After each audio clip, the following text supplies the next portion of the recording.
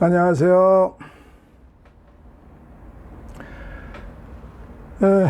지난 시간에 역시 기계 시스템이 조금 문제를 일으켜서 중간에 좀 중단이 되었는데 계속 이어가도록 하겠습니다.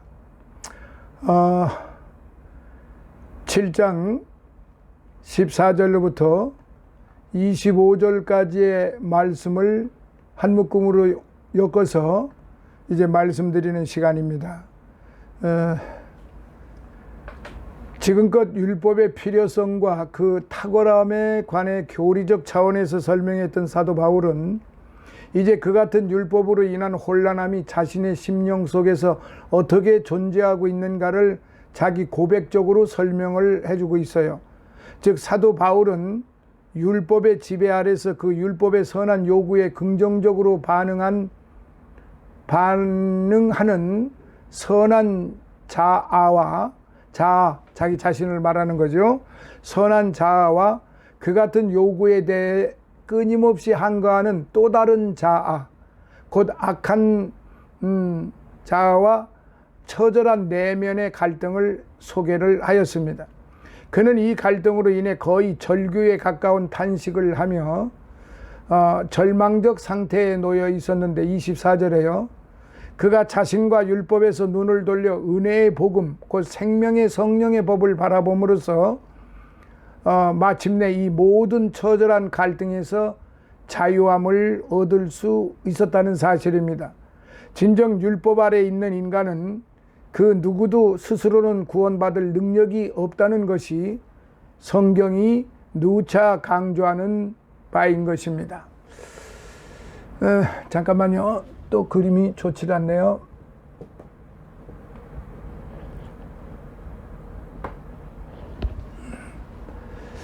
네. 그래서 이제 이 부분에 대해서 전체적인 면으로 말씀을 드리도록 하겠습니다. 첫째, 죄 아래 팔린 자신에 대한 자각.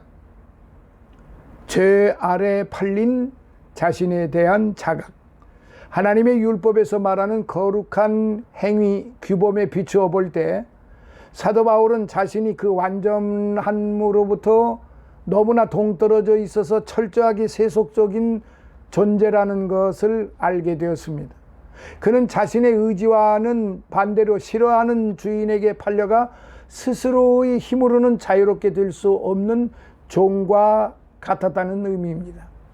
참된 그리스도인은 능력 있고 은혜로우신 그의 친구가 위로부터 그를 구원해 내기 전까지는 이 싫어하는 주인을 마지못해 섬겨야 하며 얽어매는 쇠사슬을 끊어버릴 수도 없는 것입니다.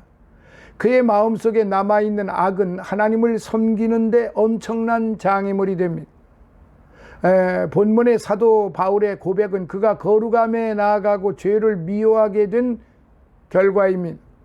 즉 바울은 전에 법을 깨닫지 못할 때는 내가 살았더니 계명이 이름에 죄는 살아나고 나는 죽었도다. 9절 10절에 그렇게 말하고 있었습니다. 이런 사실을 통해 자신이 거룩의 몸부림을 하기 시작한 때로부터 깊은 죄의식, 깊은 번뇌가 시작되었음을 고백하고 있는 것입니다. 17절 20절. 따라서 만약 우리가 그의 고백을 이해하지 못한다면 그것은 우리의 거룩함이 그의 거룩함에 미치지 못하기 때문이며 하나님의 율법과 우리 자신의 마음속에 있는 악에 대하여 제대로 알지 못하기 때문인 것입니다.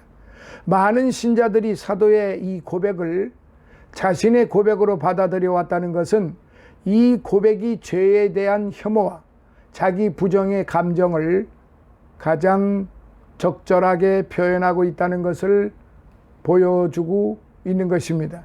자, 두 번째, 매일 계속되는 내면의 갈등 속에 있습니다. 매일 계속되는 내면의 갈등을 지금 말하고 있습니다. 사도는 이 투쟁이 매일의 삶에서 계속되고 있다고 말합니다. 그는 새로워진 자신의 마음이 허락하지 않은 행동에 자주 빠졌습니다. 여기서 사도가 원치 않는 것을 행하는 것은 자신이 아니라 자신 속에 거하는 죄라고 말하는 것은 그 죄가 자신의 책임이 아니라는 의미가 결코 아닙니다. 그는 이성과 양심에 반하여 행동하도록 하는 죄의 사악함을 가리키고 있는 것입니다. 사람 안에 죄가 거한다고 해서 그 죄가 그를 지배하는 것은 아닙니다. 어떤 사람이 도시에 살거나 시골에 산다고 해서 그가 반드시 자기가 있는 것을 다스리는 것은 아닌 것과 마찬가지입니다. 마음이 더 순수하고 거룩해질수록 자신 안에 죄가 거하고 있다는 것을 더 잘 알게 됩니다. 신자는 율법의 거룩함과 탁월함을 잘 압니다. 그래서 은혜 안에 거할수록 그는 더 열심히 율법에 순종하려고 하는 것이지요. 그러나 선을 행하려는 그의 의지는 꺾이고 맙니다. 오히려 그의 속에 내주하고 있는 부패한 본성으로부터 죄가 끊임없이 솟아나옵니다. 그래서 그의 의지와는 상반되게 악을 행하게 된다는 것이죠. 그 결과로서 마침내 그는 율법의 준수, 피나는 노력을 통해 개선되고 진보될 수 있는 존재가 아니라 오직 자신은 십자가에 달려 죽어야 마땅한 존재임을 확연히 발견하게 되는 것이다 라고 지금 고백을 하는 것입니다. 6장 6절에 갈라디아서 5장 24절에 이어서 그렇게 말을 하고 있습니다. 자, 이제 세 번째, 곤고한 자로서의 탄식을 하고 있습니다. 곤고한 자로서 탄식. 죄의 행위는 사도를 몹시 비통하게 만들었어요. 만약 그가 육신의 노력에 의한다면 성령이 제시하는 일을 행할 수가 없습니다. 마찬가지로 만약 성령에 의한다면 육신이 제촉하는 일을 행할 수 없습니다. 이 두 상반된 경향성으로 인해 사도는 심히 고통스러웠던 것입니다. 24절에 자기 모순과 이중성을 겸비한 자는 아직 완전한 성화, 완전한 구원의 자리에 이르지 못한 증거라 할 수 있을 것입니다. 어쨌든 율법 아래 있을 뿐 아니라 은혜 아래 있는 자는 이 같은 내부의 극렬한 갈등으로 인해 오호라 나는 곤고한 사람이로다 라고 탄식할 수밖에 없는 것이지요. 은혜의 법과 육신의 법 사이에 투쟁을 겪어보지 않은 사람은 자신을 곤고한 사람이라고까지 한 사도의 한탄을 이해할 수 없어요. 그는 스스로는 자신을 구원할 수 없었기 때문에 그렇습니다. 그래서 그는 예수 그리스도를 통해 나타난 구원의 방법에 대하여 하나님께 뜨겁게 감사했던 것입니다. 만일 그리스도가 없었더라면 우리 속에 거하는 죄악이 우리를 틀림없이 파멸시키고 말았을 것입니다. 그리고 그의 절망적인 한탄은 그리스도를 통하여 갑자기 감사와 찬양으로 바뀌게 되는 것입니다. 진정 자신을 살펴볼 때는 철두철미 절망할 수밖에 없으나 그리스도를 통해 자신을 살펴볼 때는 한없이 기쁘고 감사한 것이 바로 우리 신자들의 모습이 아닐까요? 그리고 그리스도께서 나를 구원해 주신다는 선언이 바로 우리 신자들의 최후의 고백이 되어야 하지 않겠느냐 이 말씀입니다. 그렇기 때문에 오늘 저와 여러분들은 이제 이 바울의 이 고백, 오라 나는 곤고한 사람이로다, 이 사망의 몸에서 누가 나를 건져내라, 그 심정을 우리는 이제 세상적으로 육적으로 이해할 게 아니라 그가 이중성을 가지고 살고 있다고 하는 것, 그리고 그 이중성에 의해서 그가 고통을 받고 있다고 하는 것, 갈팡질팡하고 있다는 것. 그러나 그는 이제 다음에 말하기를 뭐라고 그러느냐 하면은 내가 하나님을 좋게 하랴 사람을 좋게 하랴, 내가 사람을 좋게 하는 일이라면은 나는 하나님의 종이 아니다라고 그렇게 고백을 합니다. 사랑하시는 성도 여러분, 오늘 저와 여러분들은 사람의 종이 아니지요.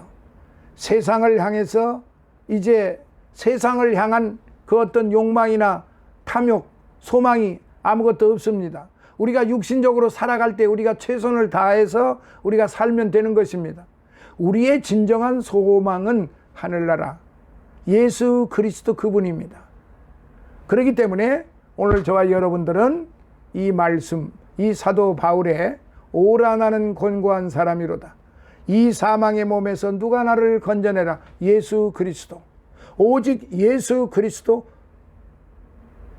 그분 한 분뿐이라는 사실을 오늘 저와 여러분들이 다시 한번 마음속에 굳게 새겨주시기를 바랍니다. 이제 그래서 오직 믿음으로 의롭다함을 받는 칭의의 교리를 마무리 지으면서 바울은 이제 모든 성도들은 법 아래 있지 아니하고 은혜 아래 있음을 명쾌히 선언했습니다. 14절.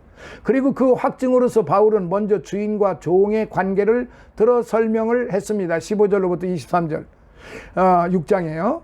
이어 바울은 이제 본문 7장에서 남편과 아내의 관계를 들어 설명을 하고 양자 간에 약간의 차이점이 있다면 주인과 종의 관계가 주로 죄로부터의 자유를 강조하고 있다면 남편과 아내의 관계는 주로 율법으로부터의 자유를 강조하고 있다는 점이라 할 수가 있는 것입니다. 그렇다면 바울이 강조하는 바 율법으로부터의 자유란 무엇일까요? 다시 한번 제가 재론을 한다면 1절 3절 먼저 율법의 매임으로부터 벗어나는 상태를 의미합니다. 본문에서 바울은 율법을 남편에다 비유하고 있었지요. 남편의 법이란 말은 이 같은 사실을 보여주는데 그리고 성도는 남편이 있는 여인으로 비유하고 있습니다. 2절. 그런데 여기서 남편이 있는 휘판드로스, 남편 있는 휘판드로스이란 말은 남편 휘하에라는 뜻으로 곧 남편에게 종속되어 있는 신분을 가리키는 것입니다. 결국 이것은 법적으로 아내는 남편에게 완전히 매인바된 몸이란 사실을 보여주는 것입니다. 그렇다면 이와 같은 고대 혼인법에서 남편에게 종속된 아내가 그 남편에게서 벗어나 자유롭게 되는 길은 없었을까요? 한 가지가 있었습니다. 그것은 곧 남편이 죽는 것이었습니다. 남편이 죽을 때 비로소 아내는 남편의 법으로부터 벗어나 자유롭게 될 수 있었다는 사실. 2절 3절 여기서 벗어났다 카테르게타이 이라는 말은 완료형 수동태로서 곧 이미 완전히 벗어남을 당했다는 뜻입니다. 따라서 이 말은 패하다, 멸하다 등으로도 번역이 되었는데 더 이상 남편이란 법이 아내에게 그 영향을 미치지 못하므로 그 법이 전면 무효가 되었다는 말씀입니다. 이제 아내를 속박하거나 구박할 남편이 없어졌기 때문입니다. 그렇다면 율법은 왜, 언제, 어떻게 죽었을까요? 율법이란 폭군 남편에 얽매여 옴짝달싹도 못하고 있던 우리를, 눈물과 고통과 한숨으로 지내던 우리를 불쌍히 여긴 하나님께서 오직 큰 은혜로 당신의 독생자 예수님을 이 땅에 보내심으로써 율법을 십자가에 못 박아 죽였던 것입니다.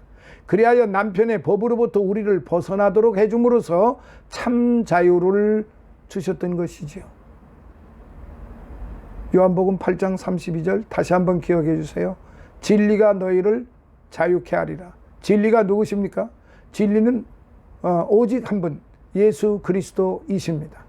그 예수 그리스도, 그 진리 되신 그분이 바로 우리를 죄와 사망의 법으로부터 해방을 시켜주셨다는 사실입니다. 이제 8장에 보면은 좀 더 확실한 말씀이 나옵니다. 기대하세요. 그러므로 성도의 새 생활은 이처럼 자신이 율법이라는 남편에게서 완전히 벗어났다는 철저한 자각과 충만한 기쁨에서 시작이 됩니다. 자, 두 번째, 다음으로는 그리스도를 새 남편으로 섬기는 상태를 의미하고 있습니다. 성경은 신앙 관계를 종종 연인이나 부부 관계에 비유해서 언급을 했어요. 구약에서는 하나님과 이스라엘 관계를 부부 관계로 종종 묘사를 했고, 신약에서는 그리스도와 성도 간의 관계를 신랑과 신부 관계로 묘사를 했습니다. 이러한 맥락에서 볼 때 사도 바울은 사랑하는 성도들을 새 남편 되시는 그리스도께 중매했습니다. 그러므로 내 형제들아 다르니 곧 죽은 자 가운데에서 살아나신 이에게 가서 4절 라는 말은 바로 이러한 말의 의미인 것입니다. 이전 남편된 율법으로부터 벗어난 성도는 이제 새로 시집을 갈지라도 개가를 할지라도 법적으로 전혀 하자가 없으니까 죽은 자 가운데서 살아나신 이에게로 가라 이거예요. 이제껏 자신을 족쇄에 채웠던 그 율법 남편이 죽음으로써 족쇄가 풀렸기 때문입니다. 그렇지만 참 자유란 족쇄 풀린 상태만을 의미하지 않습니다. 자유란 단순히 회방이나 혼자됨을 의미하지 않기 때문입니다. 아이는 엄마 품에서 참 자유를 느끼고 물고기는 물속에서만 자유를 누릴 수 있듯 아내는 남편과의 사랑스러운 관계 속에서만 그 의미를 발견할 수 있기 때문입니다. 과거에 율법을 남편으로 두고 살았을 때 우리는 그 열매로서 죄의 자녀를 낳았고 사망의 빚만을 잔뜩 졌을 뿐입니다. 갚아도 못 갚습니다. 계속 죄의 열매를 맺고 살기 때문에 아무리 갚아도 못 갚습니다. 그러므로 기쁨과 행복이란 조금도 찾아볼 수 없는 슬픔과 고통의 인생 여정길이었죠. 오늘 저와 여러분들의 인생 여정길이 과거나 현재나 앞으로도 그렇습니다. 그러므로 하지만 이제 우리가 그리스도를 새 남편으로 맞이하게 될 때는 성도는 의의 자녀를 낳고 영생을 그 열매로 취할 수 있는 겁니다. 더 이상 옛날처럼 각종 규정들에 얽매여 억지로 할 수 없이 죽지 못해 남편을 섬기지 않습니다. 그저 남편께 받은 바 사랑과 은혜에 감사해서 기쁨과 감격과 애정으로 자발적으로 섬기고 순종할 뿐입니다. 전혀 흔들림이 없이 새로운 남편인 그리스도를 기쁨으로 섬기는 것입니다. 이러한 섬김의 나날이 바로 성결의 길이요 방법인 것입니다. 사랑하시는 성도 여러분, 다시 한번 제가 말씀드려요. 이전 남편 되었던 율법으로부터 벗어난 성도는 이제 새로 시집을 갈지라도 개가를 할지라도 그 법적인 구속력이 없습니다. 그 율법적인 구속력이 전혀 없어 전혀 하자가 없는 상태가 된 거예요. 이제껏 자신을 족쇄에 채웠던 그 율법 그 남편이 죽음으로써 족쇄가 풀렸기 때문입니다. 여기서 죽었다는 것을 오해하지 마세요. 바로 주께서 죽으셨기 때문에, 주께서 그 율법에 의해서 죽으셨기 때문에, 그 율법의 그 족쇄를 풀어주시기 위해서 죽으셨기 때문에, 율법 자체가 율법의 주인은 예수 그리스도라고 보니 예수님이 직접 말씀하셨어요. 율법의 주인은 나다. 이제껏 자신을 족쇄에 세웠던 그 남편이 이제 더 이상 나를 그 죄의 법으로 괴롭힐 수가 없다는 말이에요. 내가 죄를 지으면 과거에 짓는 죄, 현재 지은 죄, 현재 짓는 죄, 그리고 앞으로 지을 죄까지도 이제 주님께서 다 담당을 해주셨다 이 말이에요. 이게 우리 기독교의 근간의 그 구원의 은총입니다. 그렇지만 이제 오늘 저와 여러분들은 바로 이러한 은혜의 법 속에서 살기 때문에 얼마나 축복이 또한 은혜가 넘칩니까? 그저 남편께 받은 바 사랑과 은혜에 감사해서 기쁨과 감격과 애정으로 자발적으로 섬기고 순종해야 할 뿐입니다. 이게 바로 성결된 삶이고, 이게 바로 복된 삶이고 보배로운 삶이고, 이게 하나님께서 우리에게 붙여주신 존귀한 성도의 삶이. 왜 성도가 존귀하냐? 성도가 되기 전에는 그 절망의 삶이었습니다. 사망이었다 이 말이에요. 그러나 성도가 된 이후는, 그러니까 주님께서 의롭다 하심을 우리에게 칭함을 주시고 예수 그리스도로 말미암아 우리가 구원을 받은 이후에는 존귀한 성도가 되었어요. 보배로운 성도가 되었어요. 거룩한 성도가 되었어요. 복된 성도가 되었어요. 그러니 주께서 친히 말씀하시기를 존귀한 성도다. 내가 너와 함께 할 것이다. 내가 너를 도와줄 것이다. 내가 너를 참으로 도와줄 것이다. 나의 의로운 오른손으로 참으로 너를 도와줄 것이다. 누구 때문에? 예수 그리스도 때문에. 예수님 때문에. 예수님 때문에 나는 구원을 받았습니다. 할렐루야. 예수님 때문에 우리 모두는 이 죄악의 사슬에서 벗어났다는 사실을 다시 한번 감사하고 기뻐하고 찬양을 예수님께 드리시기를 간절히 축원합니다. 이렇게 해서 7장은 마치도록 하겠습니다. 이제 다음 시간에는 8장입니다. 8장은 너무너무 놀라운 말씀으로 기록이 되어 있습니다. 너무너무 놀랍습니다. 기대해 주시기를 바랍니다. 감사합니다.